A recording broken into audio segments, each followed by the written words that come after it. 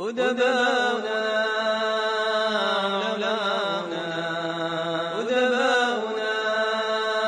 علماؤنا كتبوا العلوم الزاهرة، هم أشعلوا وهج الحروف تنير نفسا. الله رب العالمين، والصلاة والسلام على نبينا محمد وعلى آله وصحبه أجمعين.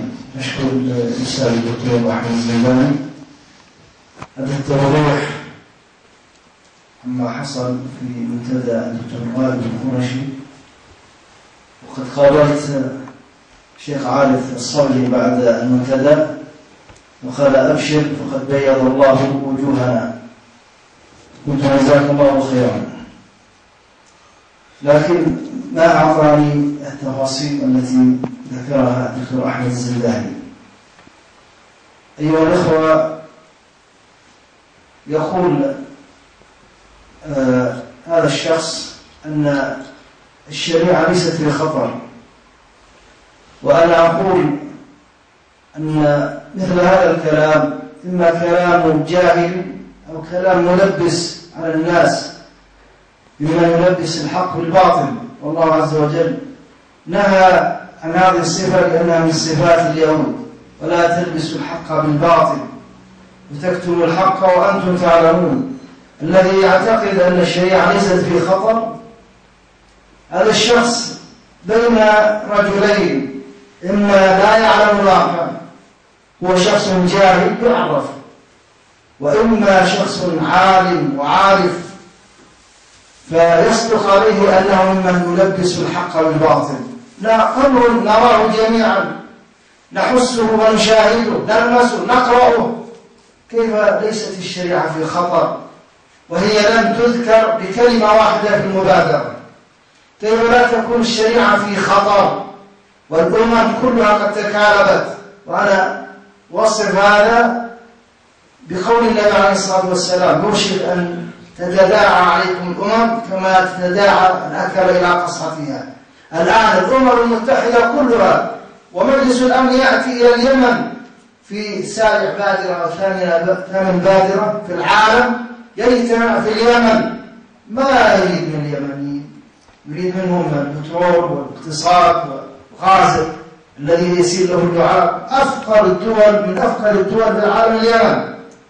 ماذا يريد العالم من اليمن؟ لأنها لا تزال فيها الحكمة اليمانية والإيمان اليماني والفقه اليماني لا يزال في هذه البلاد. يريدون أن يخرجوا هذه البلاد من دينها وأخلاقها. هذا مختصر الكلام. فالذي يقول أن الشريعة ليست في خطر هو يدور بين هذين الأمرين.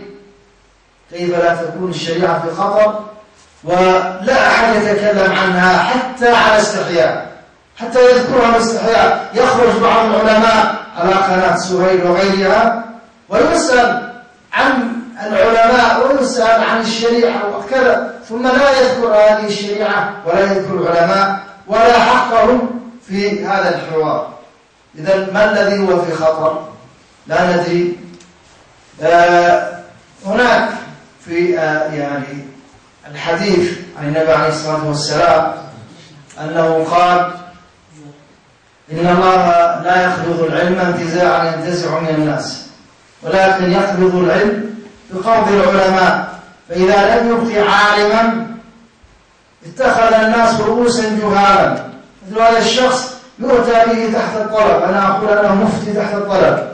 كلما وقع يعني الحزب الذي ينتمي إليه في ورطة جاء به ليخرج يعني هذا الحزب من شيء من الورطات أو ليلمع بعض القضايا، وهكذا في قضايا المرأة سابقا، وهذا الآن يعني هذه القضية، ويعني بهذه الصورة يقول ويتكلم أن الشريعة ليست في خطر. يا حسنها من أسطر فيها